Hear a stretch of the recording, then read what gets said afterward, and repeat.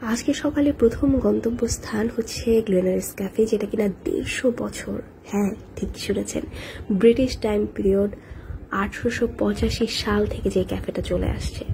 এখানে সব থেকে ফেমাস হচ্ছে ইংলিশ ব্রেকফাস্ট। বাংলাদেশ থেকে আসার সময় আমি ঠিক করে এসেছিলাম অন্তত একটা ব্রেকফাস্ট হলেও আমি এখান থেকে করে যাব।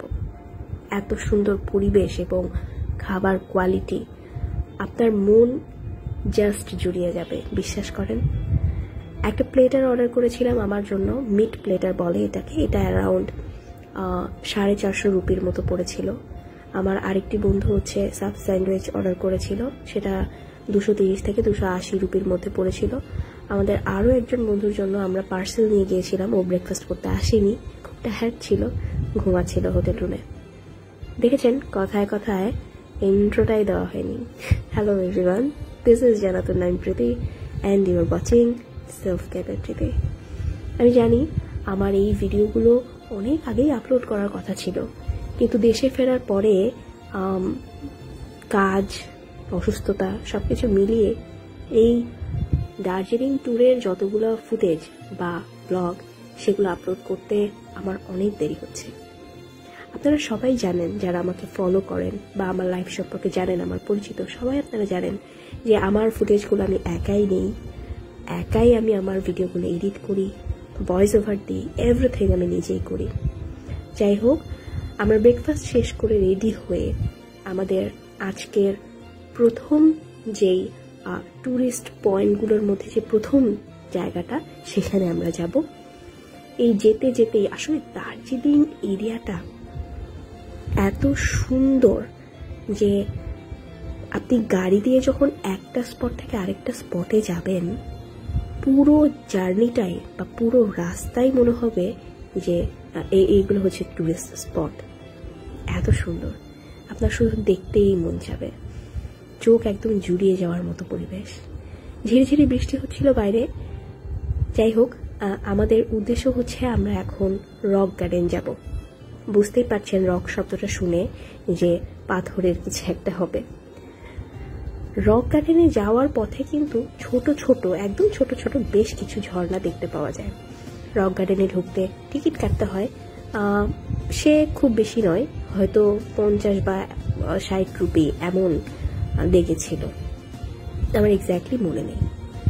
রক গার্ডেনে ঢোকার পরে যেটা দেখলাম, চমৎকার একটা ঝর্ণা, এবং এই পুরো রক গার্ডেনটা কিন্তু অনেক বিশাল এরিয়া এবং পাহাড়ি এরিয়া যেহেতু, সো উপরের দিকে একটু উঠতে হচ্ছিল। আমি অনেকগুলো ছবি কিন্তু ক্লিক করেছি এবং ছবিগুলো আমি ভিডিওর সাথে সাথে অ্যাটাচ করে দেওয়ার চেষ্টা করেছি। আই হোপ তোমরা বুঝতে পেরেছ। বাই দ্য ওয়ে, তোমরা অনেকেই আমাকে জিজ্ঞেস করো আমার ছবি দেখে যে আমি ছবি কোন অ্যাপ দিয়ে এডিট করি। আমি আসলে ফটো এডিট করার জন্য বিভিন্ন ধরনের অ্যাপ ইউজ করে থাকি, এবং সব থেকে বেশি আমি যে অ্যাপটা ইউজ করি সেটা হচ্ছে লাইটরুম। বিশ্বাস করবে না, লাইটরুমে কালার কারেকশন বা থিম, এই জিনিসগুলো অসাধারণভাবে এডিট করা যায়।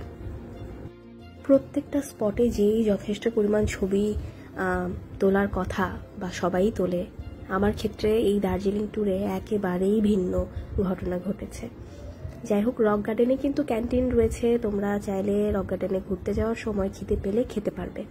আমরাও খেয়েছিলাম, সেই ফুটেজটা নেওয়া হয়নি। এরপরে রক গার্ডেন থেকে চলে গিয়েছিলাম আমরা একটা টি গার্ডেনে। এই টি গার্ডেনটার নাম সম্ভবত টি ভ্যালি, এমন কিছু, আমার এই মুহূর্তে মনে পড়ছে না। এখানেও বেশ কয়েকটা ছবি তুলেছি, দেখো কত সুন্দর হয়েছে। আমার কাছে ছবিগুলো খুব ভালো লেগেছে। দার্জিলিংয়ে আমি খুবই লিমিটেড ছবি তুলেছি, কিন্তু আমি জানি না, প্রত্যেকটা ছবি এত সুন্দর হয়েছে। আসলে এত সুন্দর জায়গা, তো ছবি তো সুন্দর হতেই হবে। সেখান থেকে চলে গেলাম বাতাসিয়া লুপ। বাতাসিয়া লুপ হচ্ছে মেইনলি এই পুরো জায়গাটা একটা পার্কের মতো, এবং এই পুরো পার্কের এই জায়গাটা ঘুরে হচ্ছে টয় ট্রেনের লাইন। একটু দাঁড়িয়ে থেকে টয় ট্রেনের মুহূর্তটা এনজয় করে নিলাম। আর ঝিরিঝিরি বৃষ্টি হচ্ছিল, বেশ ভালোই লাগছিল পরিবেশটা। টয় ট্রেন কিন্তু অন্যান্য ট্রেনের থেকে একদম আলাদা একটা ফিল দেয়। যাই হোক, তোমরা যারা টয় ট্রেনে উঠতে চাও, একদিন আগে কিন্তু টিকিট করতে হয়। এদিকে রিলের জন্য একটা স্লোমো ভিডিও বানিয়ে নিলাম। এই বাতাসিয়া লুকটাই কিন্তু আমাদের আজকের শেষ ভিজিটিং স্পট। এরপরে এখান থেকে কি করে হোটেলে ফিরলাম বা হোটেলে ফেরার আগে কি কি করলাম নিয়ে আসবো পরবর্তী ব্লগে। ভালো থেকো সবাই, আর আমার নেক্সট ব্লগের জন্য অপেক্ষা করো। Bye bye.